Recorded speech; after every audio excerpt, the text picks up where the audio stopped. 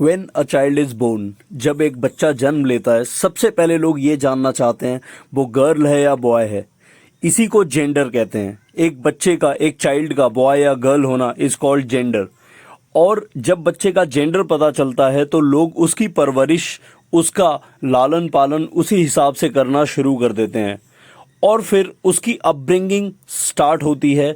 अगर वो एक गर्ल है तो वो गुड़ियों से खेलेगी, वो अपने टॉयज से खेलेगी और उसके टॉयज बहुत ही गर्ल टाइप के होंगे क्योंकि सोसाइटी उसको वैसे ही टॉयज देती है जिससे वो एक अच्छी गर्ल के रूप में डेवलप हो। लेकिन बॉयज़ की जो स्पोर्ट्स होते हैं वो बहुत ही डिफरेंट होते हैं। बॉयज़ को बचपन से ही ऐसे स्पोर्ट्स खिलाए जाते हैं या फिर साइकिलिंग हो गई, तो जिससे उनका जो डेवलपमेंट होता है वो उसी हिसाब से होता है। जब बच्चे स्कूल में पहुंचते हैं तो स्कूल में भी गर्ल्स और बॉयज़ को अलग अलग ट्रीट किया जाता है अकॉर्डिंग टू देयर जेंडर।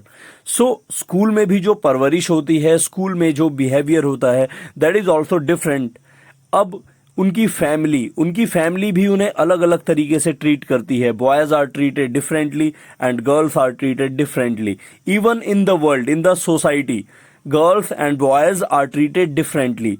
अगर हम बॉयज़ की बात करें तो वो अपने कैरियर ऑप्शंस भी ऐसे चूज करते हैं जो उनके लिए उनकी सोसाइटी डेवलप करवाती है उनके ब्रेन में।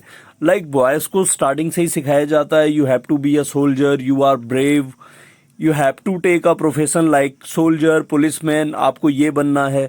सो कहीं ना कहीं सोसाइटी जो है उसका भी एक बहुत इंपॉर्टेंट रोल होता है गर्ल्स और बॉयज़ के फॉर्मेशन पे और गर्ल्स और बॉयज़ के कैरियर ऑप्शंस पे। क्योंकि जो बॉयज़ होते हैं उन्हें हमेशा से ही ऐसे ट्रीट किया जाता है कि you have to go to army, you have to be a soldier. But girls को हमेशा इसके अपोजिट ट्रीट किया जाता है। अब बॉयज़ को ये भी बताया जाता है you have to do business, you have to like choose occupation according to their own views, own ideas, what the society design. जो सोसाइटी सोचती है बॉयज़ के बारे में कि तुम्हें घर से बाहर जाना है, तुम्हें घर से बाहर के काम करने हैं, like everything, any occupation, whether it is big और स्मॉल, चाहे एक बड़ा ऑक्यूपेशन हो, छोटा ऑक्यूपेशन हो, बट बॉयज़ के ऑक्यूपेशंस होते हैं they are understood differently. But girls को क्या सिखाया जाता है? Girls are treated differently. They are taught to be a good homemaker, housewife. Girls को सिखाया जाता है you have to get married, you have to go someone else's home and you have to be a better housewife. Girls को सिखाया जाता है कि in future you will have to raise your children, तुम्हें अपने बच्चों को देखभाल करनी होगी। सो इट इज़ बेटर कि you be a good housewife, you will have to take care of your home, तुम्हें अपनी घर की देखभाल करनी होगी। सो ये था सब गर्ल्स और बॉयज़ के बारे में। Now will discuss about Samoa islands. 1920s में समोआ आइलैंड्स में गर्ल्स और बॉयज़ को कैसे ट्रीट करते थे। ये लोकेशन देख लो, ऑस्ट्रेलिया के राइट हैंड साइड पे, न्यूजीलैंड के ऊपर समोआ आइलैंड है। सबसे पहली बात, यहाँ पे स्कूल में बच्चों को नहीं भेजा जाता है और यहाँ पे गर्ल्स और बॉयज़, ये आप देख सकते हो नीचे पैरों के पास समोआ लिखा हुआ है। सो यहाँ पे गर्ल्स और बॉयज़ को बिल्कुल ही इक्वली ट्रीट किया जाता है और यहाँ पे गर्ल्स को भी वही फ्रीडम मिलती हैं जो बॉयज़ को फ्रीडम मिलती हैं। This is like a tribe. So 9 year old जब एक 9 साल का एक लड़का होता है यहाँ पे, तो उसको फिशिंग सिखाया जाता है, मछली पकड़ना और प्लांटेशन, लाइक वो कोकोनट ट्री का प्लांटेशन सीखता है कि पेड़ कैसे लगाए जाएं। सो 9 ईयर के बॉय को तो ऐसे ट्रीट किया जाता है। अब गर्ल्स के लिए, गर्ल्स को होम में मतलब कुकिंग का काम सिखाया जाता है, गर्ल्स को टीच किया जाता है how to cook. So girls are taught cooking and looking after the home. घर की देखभाल करना भी गर्ल्स को सिखाया जाता है। बट ऐसा नहीं है कि बॉयज़ को कुकिंग नहीं सिखाई जाती है, बॉयज़ को भी कुकिंग सिखाई जाती है।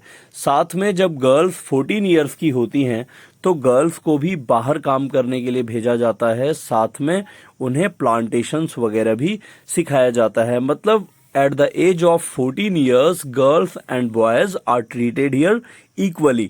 गर्ल्स और बॉयज़ के अंदर किसी भी प्रकार का डिस्क्रिमिनेशन मतलब भेदभाव नहीं किया जाता है. So girls and boys are treated equally in Samoa islands. So this is important about this tribe. अब बात करेंगे मध्य प्रदेश की. मध्य प्रदेश की एक केस स्टडी हम देखेंगे. हमने अभी समोआ का देखा, तो मध्य प्रदेश में 1960s में सबसे पहले तो प्राइमरी स्कूल तक गर्ल्स एंड बॉयज़ एक साथ पढ़ते थे. ठीक है, प्राइमरी स्कूल तक एक साथ पढ़ते थे गर्ल्स और बॉयज़. बट जब वो इसके आगे बढ़ते थे तो जो गर्ल्स होती थी, गर्ल्स के लिए अलग से स्कूल बनाए जाते थे जहाँ पे उनके लिए ऐसे प्लेग्राउंड होते थे जिनमें सिर्फ गर्ल्स अच्छे से खेल सकें और उन्हें कोई बाहर का बॉय नहीं देख सके. सो ये किया जाता था. इसके बाद जो बॉयज़ होते थे स्ट्रीट्स पे उनको डिफरेंटली ट्रीट किया जाता था. लाइक जो बॉयज़ होते थे वो साइकिलिंग करते हुए और आवारागर्दी करते हुए सड़कों पर निकलते थे और गर्ल्स जो होती थी वो सीधी तरह से अपने घर वापस आती थी.